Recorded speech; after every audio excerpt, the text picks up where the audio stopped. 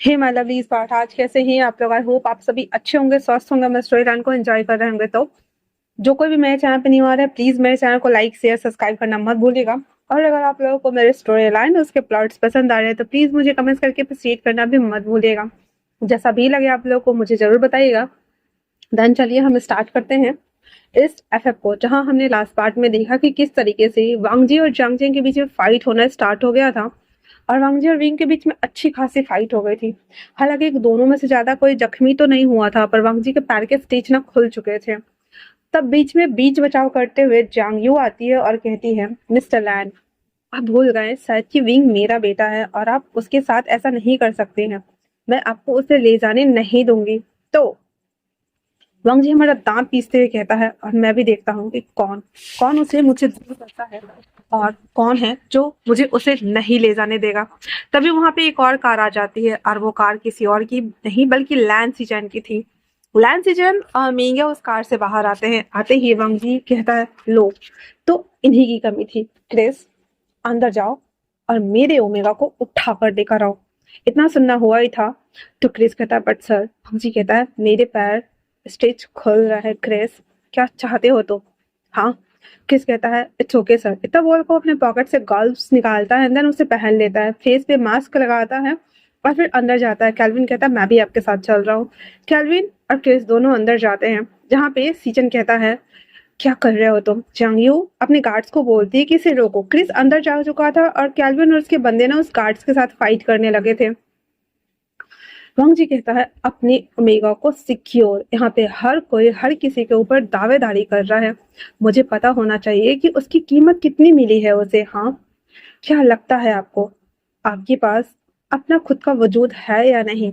Uncle के लिए, अपनी फैमिली के लिए आपको सब कुछ सही लगता है, बट मेरे लिए इतना गलत क्यों लगता है। सीचन कहते हैं, after all we are family, और तुम्हारी भलाई के बारे में मैं नहीं सोचूंगा तो कौन सोचेगा। वांग जी कहता है, ओ कम ऑन, मेरी भलाई और आप, बिल्कुल भी नहीं। आपको पता होना चाहिए ना, कि मेरी भलाई किस में है। पहले तो आपने ही कहा था कि विंग कुछ नहीं है, पर आज वो एक हीलर है, एक सर्जन डॉक्टर है। हाँ, अब तो नई आइडेंटिटी आई है, वो मिस चांग की बेटा भी है, नाजायज बेटा, हंड्रेड स्टैंड वाला बेटा। अब खुश। सीजन कहता है, वांग जी उसे छोड़ दो, जाने दो, वो तुम्हारी फैमिली नहीं है। वांग जी कहता है, छोड़ दो छोड़ दो छोड़ दो, कैसे छोड़ दो, मेरा बेटा है, मेरा ओमेगा है, और कहते हो छोड़ दो। अब तो मैं उसे नहीं छोड़ने वाला, और अगर किसी ने मेरे रास्ते में आने की कोशिश की तो मुझसे बुरा कोई नहीं होगा। जियांग सिंह जैसे ही आने वाला था, अभी भी हाथ में उसके हाथ में वो फट्टा था ही। कहता, तुम आ जाओ, पहले मार डालूंगा यहीं पे मैं। वैसे भी तुम पे मुझे बहुत गुस्सा आ रहा है, तुम्हारी इतनी हिम्मत, क्या किया था तुमने उसके साथ, हाँ, कि उसकी ये हालत हो गई। चांग चिंग उसे मॉक करते हुए कहता है, उसके साथ सोने की कोशिश। चांग यू उसे कहती है, क्या कहा तुमने। वांग जी तब तक उस फट्टे से उसके सर पे मार चुका था, सुजो तो इधर ही, और उसका सर ना फट गया था, ब्लड आने लगे थे। अपना सर पकड़ के बैठ गया था और जांग यू कहती है, ये क्या किया बेवकूफ तुमने। जांग फिमियांग कहते हैं, बातें बंद करो, इसे हॉस्पिटल में ले चलो अंदर। तब उसके कुछ बंदे आ करके और जांग चेंग को लेकर के वो लोग अंदर चले गए थे, जहाँ पे क्रिस विंग को लेकर आ रहा होता है। जांग यू कहती है, इसे रखो, ये कहीं नहीं जाएगा।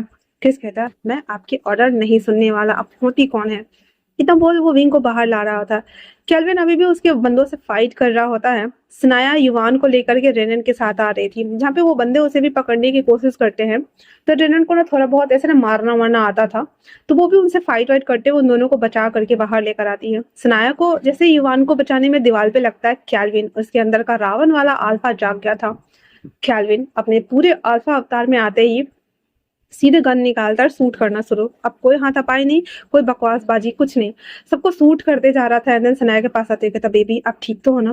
सनाया कहती, पहले इन लोगों से निपटो, हमें बाहर जाना है, बाद में मुझे देखना, मैं ठीक हूँ, मैं डॉक्टर हूँ, तुम भूल जाते हो क्या। तो कहता, ओके ओके ओके, और इतना बोल करके फिर वो उसके पास जाता है वापस से उसकी हेल्प करने के लिए, क्रिस की। और उसको बाद शूट करते करते वो बाहर आते हैं, और वहां पे ना डेड बॉडीज की ढेर लग गई थी। बेचारे सारे स्टाफ डॉक्टर सब ना डर के मारे साइड हो गए थे, भाई यहाँ पे गैंगवार किधर से आ गया। विंग कहता है, सॉरी, वांग जी कहता है, क्रिस कार में डालो उसे। उसके बाद वो लोग उसे कार में डालते हैं, और फिर सीचन को देखते हुए वांग जी कहता है, मेरे पीछे आने की कोशिश तो मत करिएगा, और अगर उसे हार्म पहुंचाने के बारे में सोचा तो मुझसे बुरा कोई नहीं होगा। तो जो सीचन है वो कहते, पहले अपना इलाज तो करा लो। कहता है, मैं अपना इलाज भी करा लूंगा। उसके बाद वो लोग कार में बैठ जाते हैं, विंग को वहां से लेकर वो चले जाते हैं। दूसरी कार भी कैल्विन के वहां से चले गई थी। मिंग खींचते हुए कहता है, आपने उसे रोका क्यों नहीं? वो ऐसी बेवकूफी कैसे कर सकता है? तो सीचन कहता है, मैंने रोकने की कोशिश की नहीं आओ, वो नहीं सुन रहा है। तो मिंग कहता है, आपको उसे रोकना चाहिए था। ऐसे कैसे वो उसके लिए इतना पागलपन कर सकता है इतने सारे लोगों का? ये क्या किया उसने? उसके बाद जियांगजिंग का इलाज चल रहा था और जियांग फिमियांग बाहर आते ही जियांगजिंग से कहती है, देख लिया अपनी जिद और लापरवाही का नतीजा, हमारे लोग तो मारे ही गए हैं। और तुम्हें पता है जो सूट करके गया है वो एक इटालियन माफिया था। हम दोनों में से किसी से भी पंगा नहीं ले सकते। सीचन अंदर आते हुए कहते हैं, mister Jiang Fimiang, I am so sorry, मेरे भाई की तरफ से। जियांग फिमियांग कहते हैं, उस सड़े का अचार डालो, मेरा बेटा अंदर है और मेरे लोग उसे मारकर वो चला गया। सीचन कहते हैं, मैं मेक श्योर करूंगा कि वो माफिया यहाँ से जाने ना पाए। जियांग फिमियांग कहते हैं, मुझे प्रूफ चाहिए। और इतना बोलकर वो अपने कोट को ठीक कर रहे होते हैं। सीचन कहता है, जी। और इतना बोलने के साथ ही वो भी वहीं पे था। अब ये लोग विंग को लेकर के पैलेस आते हैं। वो जल्दी जल्दी से डॉक्टर को बुलाते हैं। डॉक्टर आता है और विंग को चेकअप वगैरह करके उसे स्टेबल करता है। फिर वांगजी के मरहम पट्टी करता है।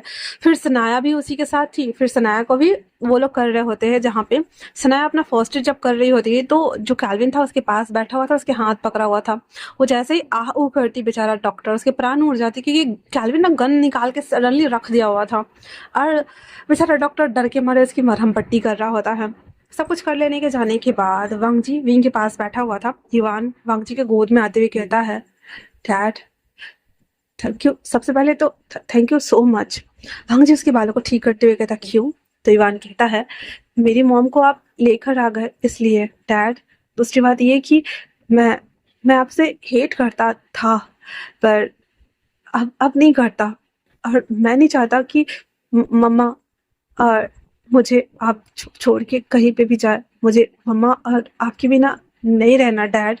इतना बोलकर वो ना गले लग जाता है। वांग जी फर्स्ट टाइम उस वार्मनेस को एहसास कर रहा था और दिल से कर रहा था। दैट्स वाई वो कहता है, हम कहीं नहीं जाएंगे, तुम चिंता मत करो, हम नहीं जाएंगे, मतलब हम कहीं भी नहीं जाएंगे। और इतना बोलने के साथ ही वो उसे गले लगाए हुए था। फिर वो युवान को ना थोड़ा देर बाद ऐसे गोद में लेकर उसे सुला करके विंग के पास टक कर देता है। एंड देन सब लोग नीचे आ जाते हैं जहाँ पे सब लोग बैठे हुए थे। कैल्विन कहता है, इतना सब कुछ हो जाने के बाद क्या लगता है? वांगजी कहता है, हम लोगों के ऊपर से अभी खतरा टला नहीं है। खास करके कैल्विन, तुम यहाँ पे आए हो तो आई एम सो सॉरी क्योंकि मेरी वजह से तुम भी ड्रैग कर लिए गए हो। कैल्विन कहता है, मैं अपने बेबी डॉल के लिए कुछ भी करूंगा। सनाया उसके पास आते हुए कहती है, I am so sorry Calvin. तो कैल्विन कहता है, बेबी डॉल, वैसे भी बहुत टाइम बाद ये सारे स्टंट करने का मौका मिला है। तुम जानती हो ना कि मैं कितना डेंजर हूँ। सनाया उसे हक कर लेती है और रोने लगती है। तो कैल्विन कहता है, आयशा का ध्यान रखो, मैं ठीक हूँ, और हाँ तुम ऊपर जाओ इसे लेकर अपने सर के पास, ओके।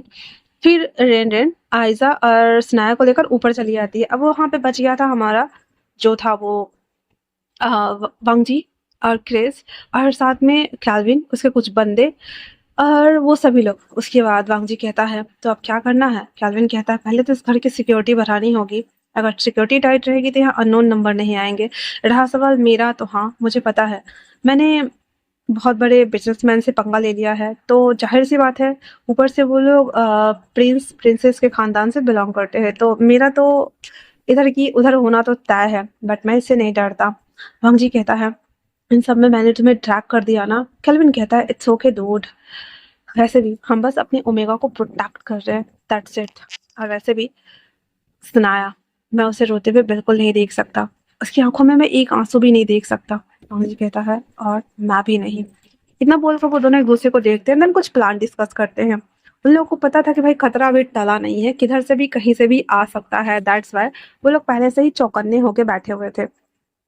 अब जो वांगजी था ना, वो सब रेनन को बोल देता है सबके लिए खाना वगैरह बनाने के लिए। फिर वांगजी ऊपर आता है और वो विंग के बगल में जाके लेट जाता है। विंग जो कि अभी भी बेहोशी की हालत में था, उसको होश इतना जल्दी नहीं आने वाला था क्योंकि उसे दोबारा से एनेस्थेसिया देकर सुलाया गया था।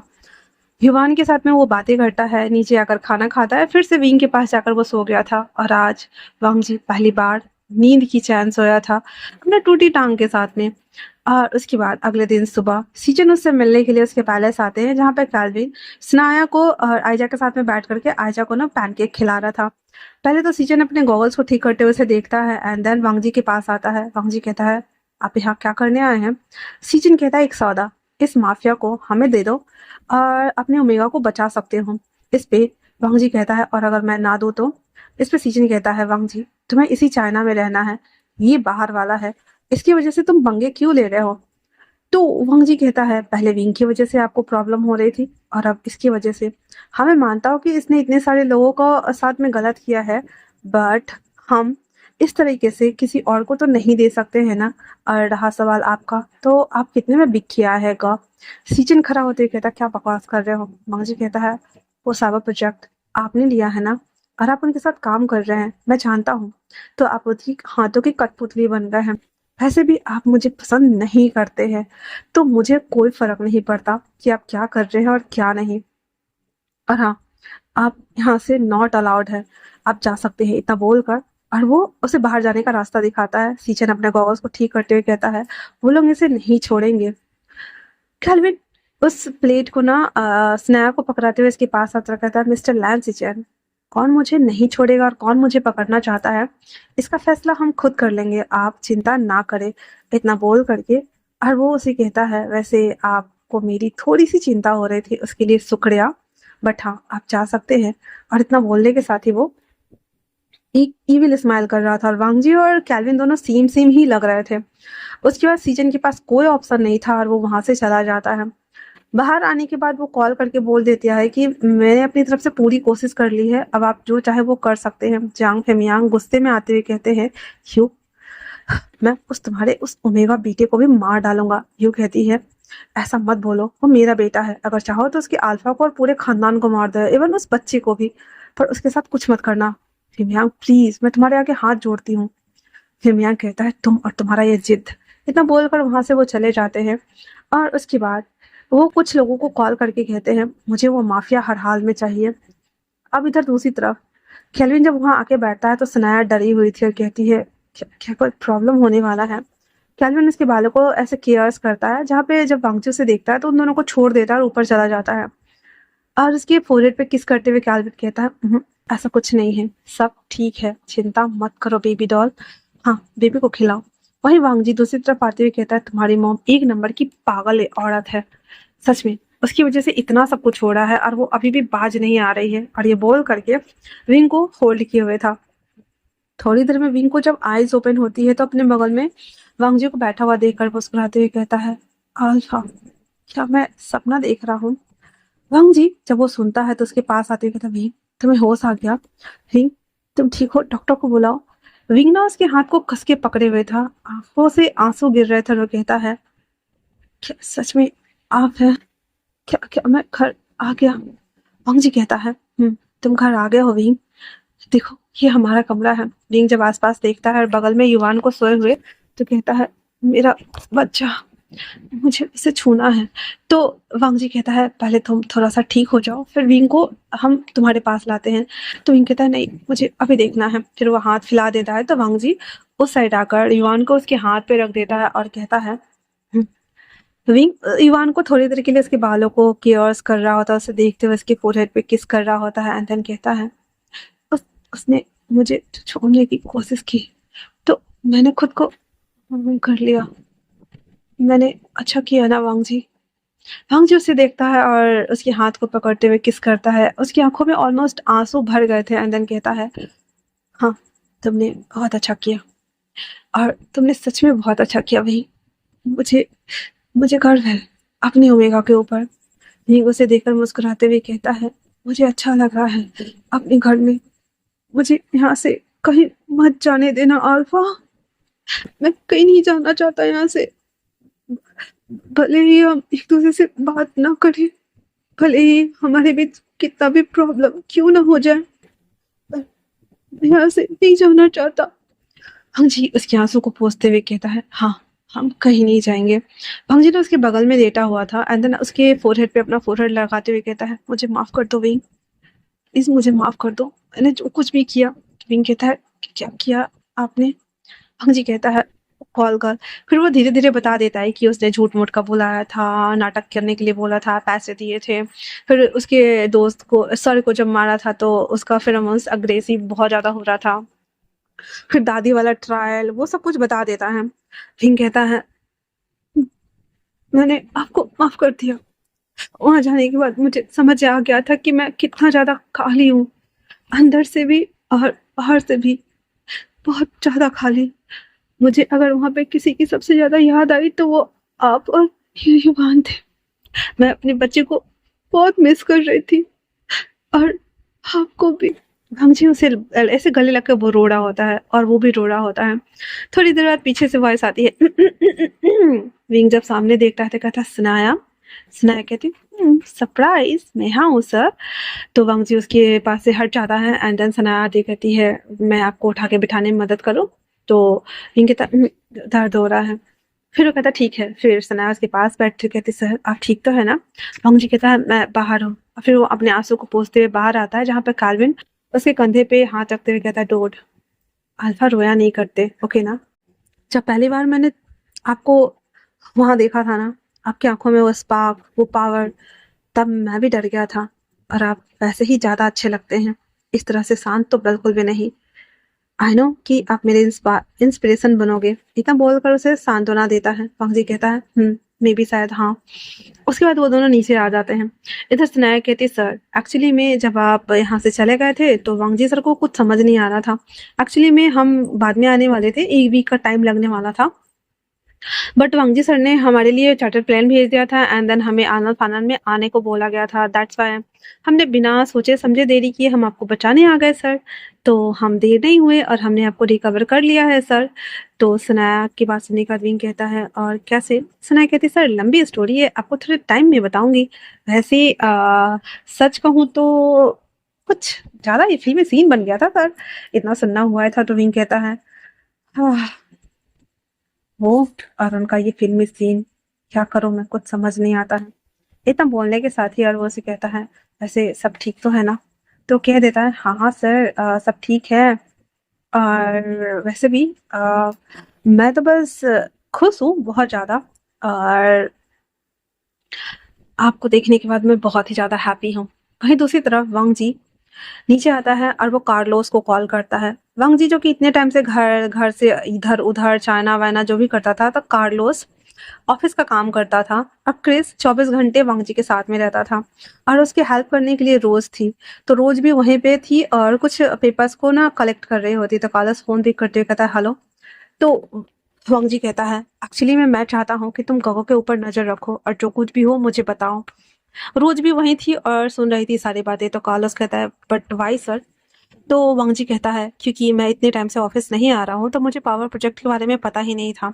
एंड देन अभी कुछ और प्रॉब्लम हुए हैं तो उनकी हर एक छोटी सी छोटी डिटेल्स मुझे तुम फॉरवर्ड करोगे और ये काम रोज को बोलो।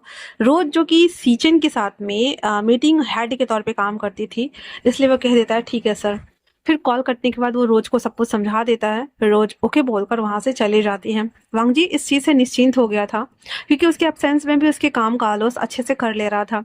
क्रिस भी बीच बीच में जाकर के और ऑफिस का सारा काम देखता था, अनन आ जाता था। फिर उसके बाद वो कहता है वैसे मुझे मिस्टर कैल्विन के लिए थोड़ी परेशानी हो रही है तो इनके लिए सुरक्षा का इंतजाम करना। तो क्रिस कह देता है सर आप निश्चिंत रहिए, हमारे लोग भी रहेंगे इनके साथ में और ये सभी चीजें भी। इतना बोलने के साथ ही वो सब एक दूसरे को देख रहे होते हैं। वहीं पे सनाया विंग को सब कुछ बताना स्टार्ट कर चुकी थी। तो आज के लिए इतना ही। कैसा लगा आप लोगों को मुझे कमेंट्स करके जरूर बताना। मिलते हैं नए चैप्टर में, तब तक के लिए थैंक्स फॉर वॉचिंग।